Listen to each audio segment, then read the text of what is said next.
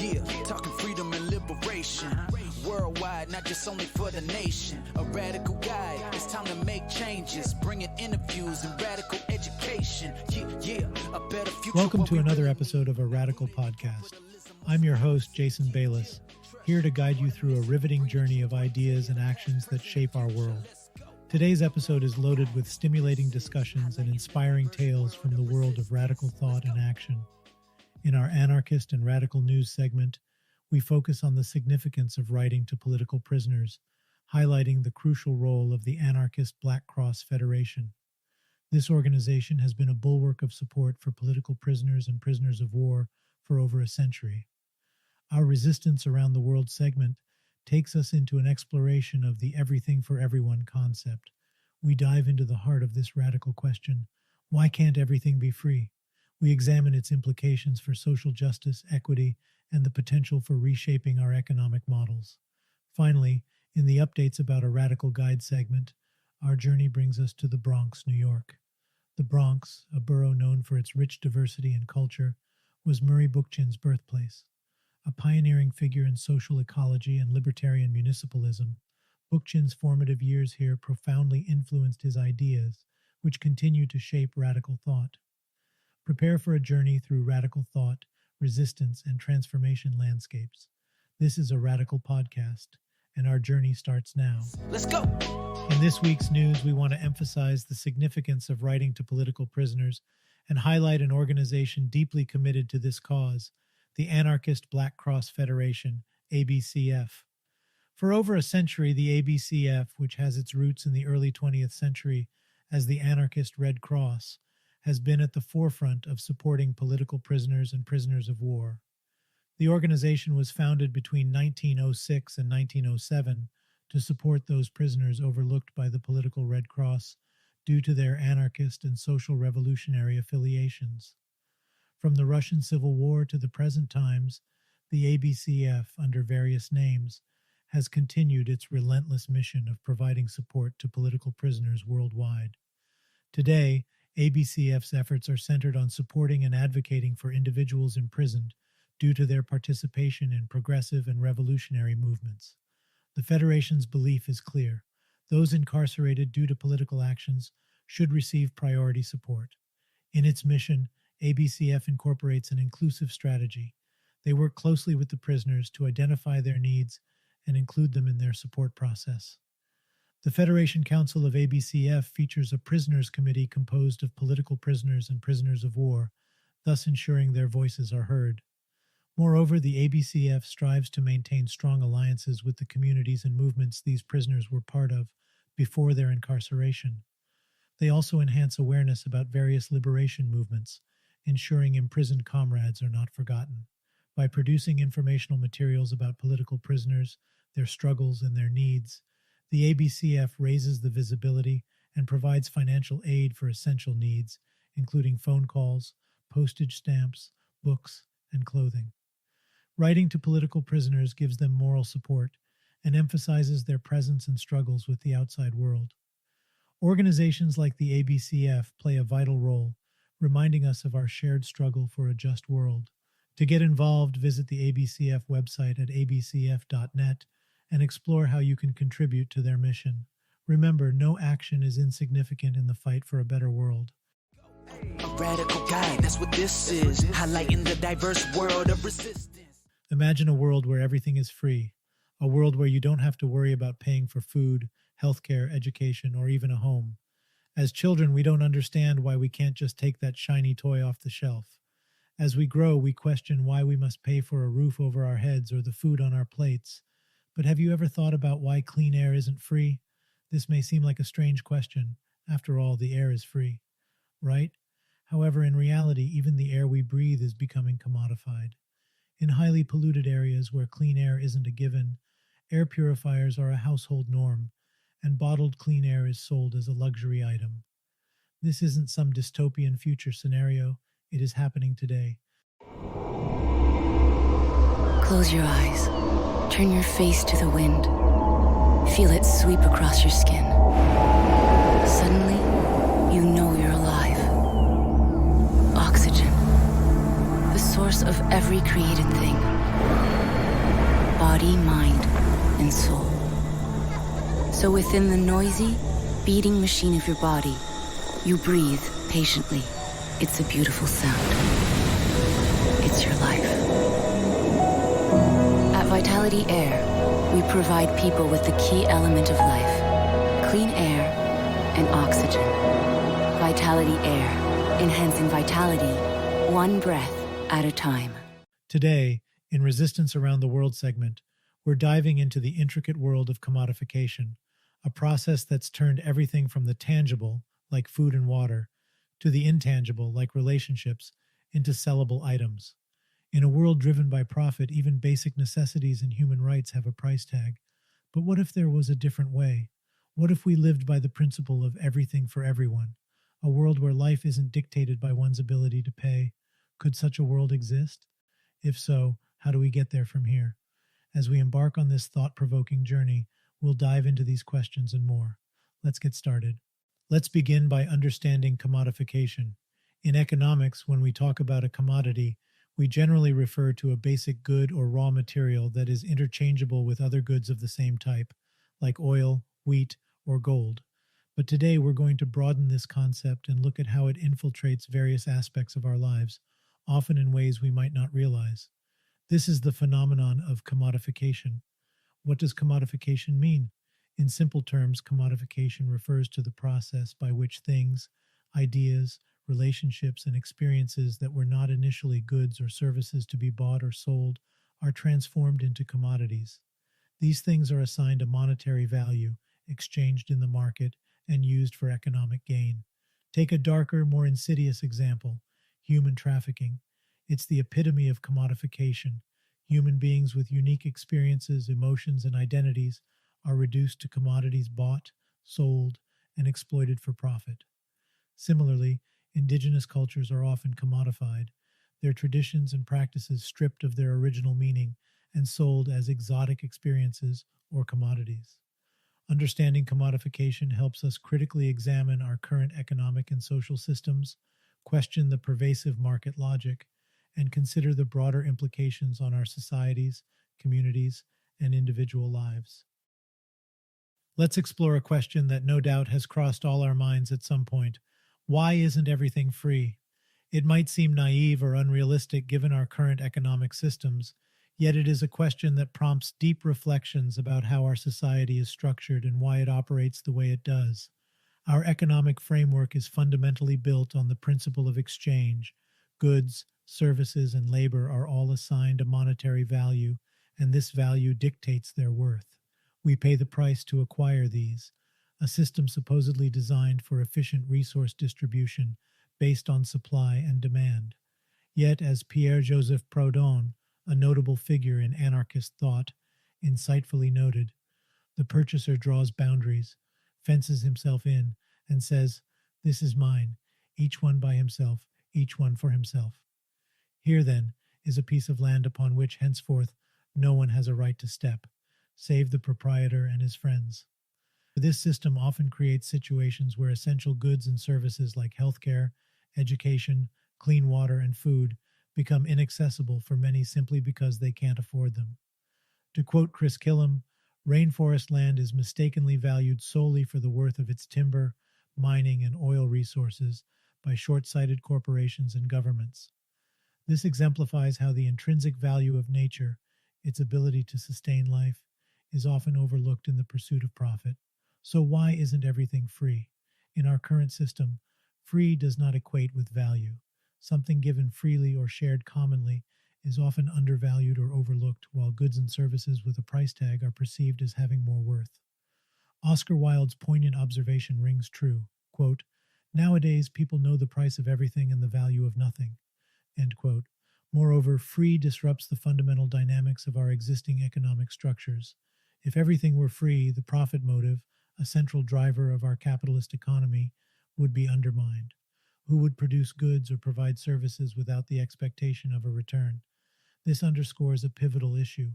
A world where everything is free would necessitate a monumental shift in how we perceive value, exchange, labor, and society. It's important to note that a free world is neither impossible nor undesirable. Quite the contrary, as we'll delve deeper into this episode. However, it suggests that we must challenge and rethink many of our deep-rooted beliefs and assumptions about our economic systems and societal structures to make them a reality. To do so, we must also look at the human cost of commodification.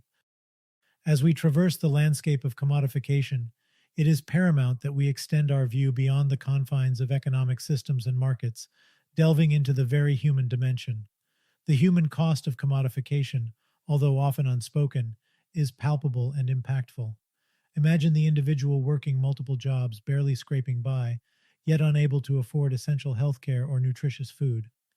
Consider the indigenous communities witnessing the destruction of their ancestral lands and cultural heritage to industries bent on commodifying nature for profit. Or reflect upon the horrifying reality of human trafficking, where people's lives are commodified in the most disturbing sense, sold and bought as mere commodities. These stories are not exceptions. They epitomize a world where profit often supersedes people. They highlight the human cost of an economy steeped in commodification, yet the reach of commodification stretches even further, permeating our mental health and interpersonal relationships. Our time, attention, relationships, and even identities can become commodities in a world where everything has a price. The ceaseless race to produce and consume can usher in stress, anxiety, and disconnection, stripping away our very humanity and reducing us to the roles of consumers or producers in a market-driven world. Moreover, commodification disproportionately burdens marginalized communities. Gentrification, a form of spatial commodification, often pushes out lower-income residents for wealthier ones, morphing neighborhoods into commodities for investment rather than vibrant spaces for communities. Similarly, the commodification of emotional labor in the service industry can put a worker's emotional well-being at the mercy of customer satisfaction. Let's not overlook this system's heavy toll on our planet, recklessly exploiting its resources for relentless production and consumption. The human cost of commodification is a grave concern, a testament to the need for systemic changes. Changes put the dignity, well-being, and intrinsic value of all people and our planet above the sterile calculus of profit and loss. As we journey further into this episode, we'll uncover alternatives to this commodified world that envision a world where everything is for everyone, not just those who can pay. Let's continue posing these challenging questions, and together, let's seek answers that could guide us toward a more equitable and inclusive world. Now let's pivot from our exploration of commodification and steer toward a contrasting vision, a world where everything is for everyone. But what exactly does this principle entail?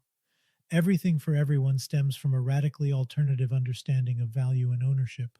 Within this paradigm, goods and services transform from exclusive commodities, accessible only to those who can pay, into shared resources, freely accessible to all.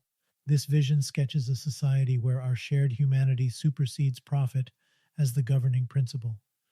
Historically, this concept found expression in the commons, shared resources like grazing land, forests, or water bodies that every community member could access and benefit from. Rather than being owned, these resources were collectively managed, catering to the needs of all. The spirit of the commons manifests in initiatives like community gardens, open source software, and free knowledge resources like Wikipedia and tool libraries. They stand as testaments to spaces where resources are collectively created, maintained, and shared, benefiting everyone rather than exclusively those who own them. The concept of shared resources holds significant relevance in anarchist thought, prioritizing voluntary collaboration and mutual assistance over top-down power hierarchies. Modern anarchists who champion the principle of everything for everyone are vigorously involved in movements that resist the commercialization of vital services. They assert that healthcare, education, and housing should be universally accessible, upholding them as non-negotiable human rights. Does this sound like a distant utopia? It might be closer to reality than you imagine. There are examples from history and the present day of societies striving to realize this vision, peppering our collective landscape with attempts at such an ideal. Indigenous cultures worldwide operate with a commons-based approach to resources, emphasizing communal stewardship over individual ownership. For instance, the Iroquois continue their traditional practice of decision-making with the well-being of future generations in mind, ensuring sustainable resource management. In today's societies, we see everything for everyone practiced in various forms. Open source software development is a prime example. Communities of programmers collectively develop and maintain software code, making it freely accessible to all. Community gardens are another testament to this principle. Members of neighborhoods come together to cultivate and care for shared green spaces, the produce of which is available to everyone involved. The sharing economy, encompassing initiatives like car sharing services and co-housing movements, exemplifies a shift toward resource sharing and communal access. In these models, resources like transportation and living spaces are pooled for the benefit of all users. Despite being familiar institutions, public libraries are a robust embodiment of the everything for everyone principle. They provide the entire community with free access to books, media, and various services. Globally, movements such as the Right to the City and participatory budgeting initiatives strive for more equitable urban planning and resource allocation. These movements and initiatives align with the everything for everyone ethos, seeking to make our collective spaces more inclusive. These examples, among many others, highlight that everything for everyone is an alive principle practiced across different societies and cultures. It serves as a reminder that an equitable world where resources are shared and accessible to all is not just an ideal, it's a reality in progress. However, navigating towards everything for everyone is complex and challenging. It demands a paradigm shift in our societal structures and economic models, redefining value and a collective commitment to equity and shared responsibility. Addressing power imbalances, fostering a culture of cooperation, and devising systems that ensure fair access and distribution are essential steps in this journey. As we delve deeper into the concept of everything for everyone, we engage with more than an idealistic vision. We respond to a call to action. It propels us to envisage and strive for a world prioritizing the well-being of all over the profits of a few. As we proceed with this episode, we will probe ways we can inch towards this vision in our lives and communities. Having navigated through the intricacies of the everything for everyone concept, we now pivot to the practicalities of this visionary ideal. We pose an ambitious question: how can we journey towards a world where everything truly is for everyone? Such a shift is a monumental task, yet far from impossible. It invites us to reassess our societal norms, reinvent our economic structures, and most importantly, act with a renewed sense of purpose. At the forefront, transitioning to an everything for everyone world requires a metamorphosis in our societal and economic structures. We must transition from models driven by profit and competition to those that promote cooperation and mutual benefit. This requires the complete abolition of market systems in some areas and substantial reform of these systems, and in some circumstances, their replacement with non-market alternatives. Consider the idea of a universal basic income, UBI. This concept, which has garnered increased interest, posits that everyone, irrespective of their employment status, should have access to a basic income level. By ensuring that everyone can cover basic needs, UBI could help decommoditize aspects of life such as food, shelter, and healthcare, making these essentials accessible to all. This shift also necessitates a profound cultural adjustment. Our societies often champion individual success and consumption. However, in an everything for everyone world, the emphasis must shift towards cooperation and communal success. Sharing, rather than owning, should emerge as a fundamental principle that guides our interactions and decisions. Beyond large-scale societal and economic changes, the journey towards everything for everyone also hinges on individual choices and behaviors. Each one of us can start questioning the pervasive commodification in our lives, whether through the products we buy, the causes we support, or how we use our time. We can actively engage with the principles of everything for everyone. However, as we immerse ourselves in this process, we must remember that these individual actions are not the end-all be-all. Although personal choices play a significant role, they should not be seen as the complete solution to achieving everything for everyone. Achieving this vision requires more than individual actions. It requires systemic changes in our societies and institutions. Therefore, while we do individual acts and promote the causes we believe in, we should also strive to effect change at a higher level by advocating for policies and systems that align with our principles. Remember, our collective actions can make a significant difference, and the power to effect change is multiplied when we work together. Transitioning to a world of everything for everyone is a journey, not an instant transformation. It demands perseverance, courage, and collective action. We all have a crucial role, and every step carries weight in this collective endeavor. By collectively challenging the status quo, we can construct a world where everything for everyone transcends idealism to become a lived reality. In the spirit of further expanding on this radical concept, let's explore real-life examples of where this ethos is being implemented and examine the lessons we can learn from them. This radical idea, far from abstract, is being enacted in real-life movements globally.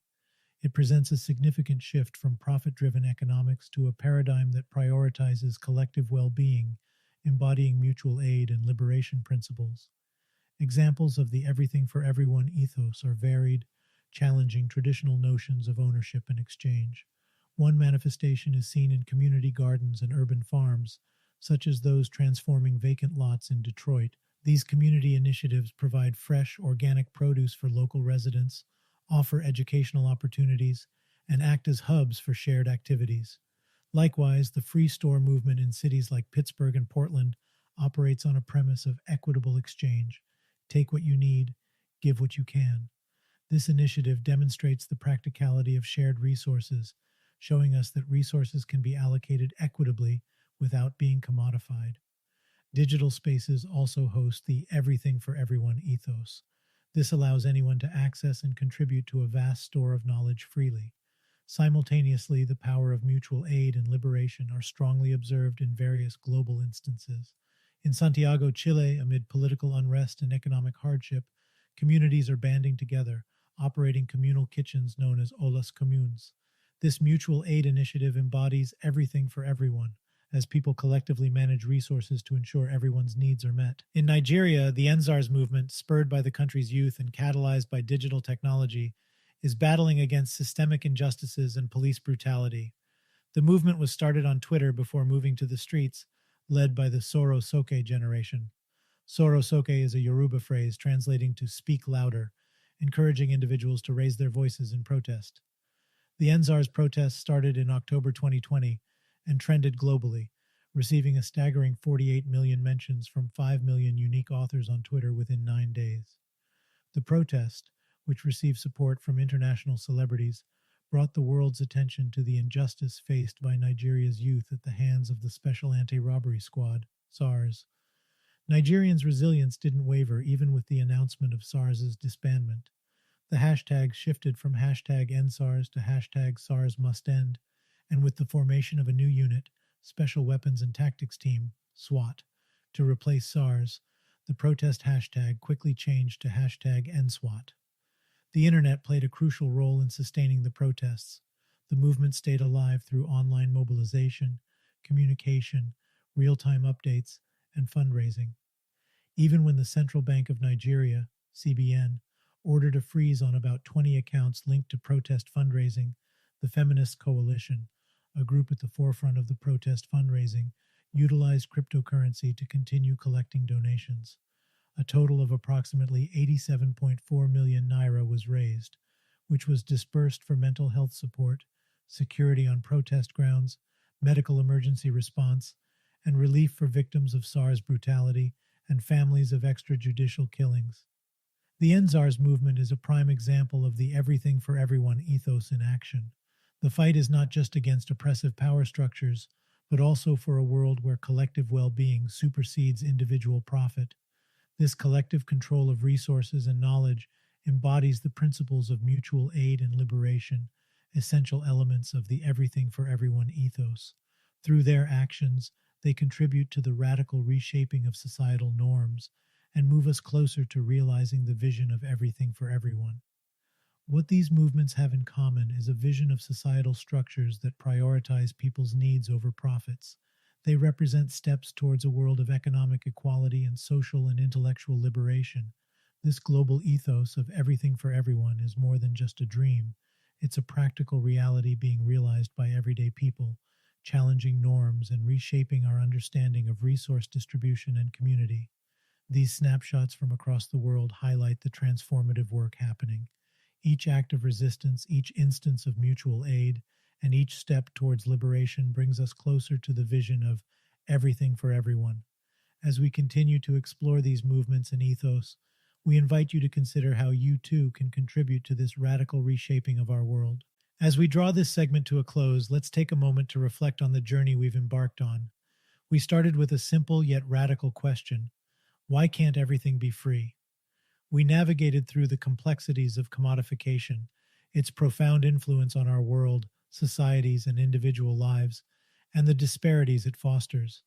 Yet, we dared to envision an alternative, a world embracing the everything for everyone principle, where goods, services, and resources are shared freely and equitably. This vision disrupts our conventional understanding of value, ownership, and profit, urging us to imagine a society where our shared humanity, rather than individual economic gain, is the driving force.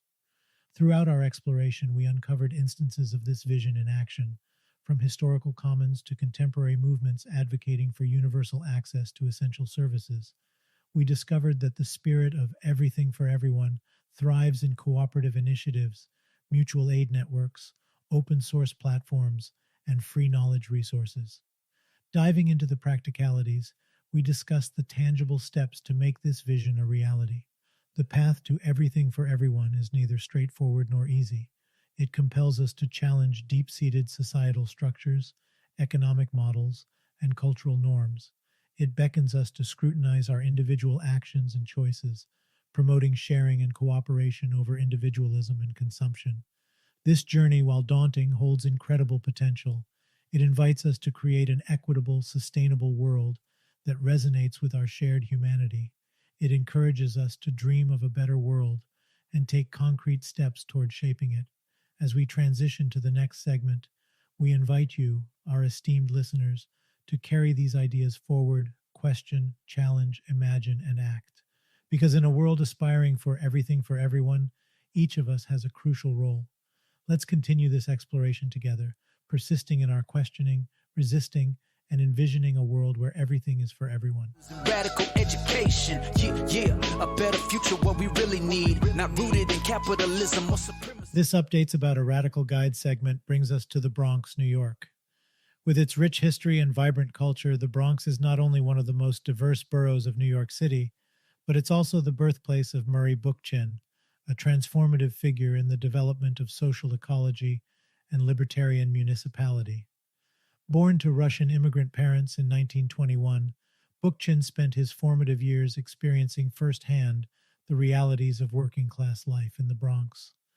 Living through the Great Depression, he saw the effects of extreme poverty, social inequality, and class struggle. These early experiences substantially shaped Bookchin's perspective and sparked his lifelong commitment to social change. His theory of social ecology, a profound contribution to environmental philosophy, proposed that the domination of nature by human beings stems from the domination of humans by humans. To address ecological crises, we need to address social crises. They are two sides of the same coin. This philosophy represented a fundamental shift from traditional environmental thinking, presenting a holistic, interrelational view of social and ecological issues. Bookchin also developed the concept of libertarian municipalism, a political system that proposed replacing the centralized state with a network of directly democratic citizens' assemblies in individual cities and towns. This notion was rooted in his belief in direct democracy and his faith in the revolutionary potential of urban life. The vibrant community life inspired the vision he witnessed growing up in the Bronx, where neighborhood cohesion was strong despite hardship. Bookchin's philosophies continue to inspire and guide individuals and movements worldwide today. His belief in the transformative power of local communities and his vision for a more equitable ecological society have left an indelible mark on anarchist thought and practice. His beginnings in the Bronx served as a potent reminder of the radical potential in our everyday surroundings and experiences. To further explore the revolutionary ideologies of Murray Bookchin and understand the influences and implications of his work, head over to A Radical Guide. Remember, your engagement contributes significantly to the enrichment of this platform. If you want to add a location, visit radicalguide.com and hit the add listing button in the top right-hand corner. No location to share? No worries. Your support is still crucial to a radical guide. Navigate to the Support ARG button in the top menu and explore ways you can help enhance our collective resources. Remember, a radical guide thrives on the active participation of individuals like you. Let's go. As we end this episode, let's reflect on the powerful discussions we've had today. We began with the critical topic of supporting political prisoners, recognizing the vital work done by organizations like the Anarchist Black Cross Federation. The letters we write, the support we extend, and the solidarity we demonstrate are all part of a collective effort to challenge oppressive structures and uplift those who have been silenced. Our journey led us to explore the radical concept of why isn't everything free or everything for everyone. This vision transcends the realms of wishful thinking, opening us up to the potential of a world where resources are shared equitably without commodification. This powerful ideology has already taken root in various corners of our world, challenging conventional norms and redefining how we perceive community, ownership, and exchange. Lastly, we ventured into the Bronx, New York, tracing the footsteps of Murray Bookchin, a remarkable figure whose ideas continue to resonate within social ecology and libertarian municipalism. His birthplace is a potent reminder of the origins of these transformative movements and their ongoing significance in our struggle for a more just, equitable world. A common thread emerges in each of these discussions, a call for radical change, a challenge to the status quo, and a recognition that another world is not only possible but necessary. The work of resistance is ongoing, and every step we take, every conversation we engage in, and every act of solidarity we perform brings us closer to realizing these revolutionary visions. As we close this episode, remember that we are all part of this collective endeavor. Whether we're writing to political prisoners, engaging with the idea of everything for everyone, or tracing the origins of radical movements, each of us has a role in reshaping our world.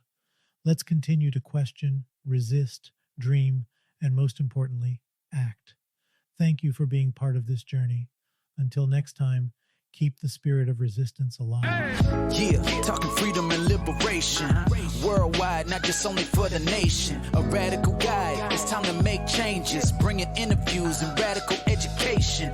Yeah, a better future, what we really need. Not rooted in capitalism or supremacy. Yeah, trust, you don't want to miss it. We bring the truth right to you, the past, present, and future. Let's go. A radical guide, that's what this is. Highlighting the diverse world of resistance. Let's go.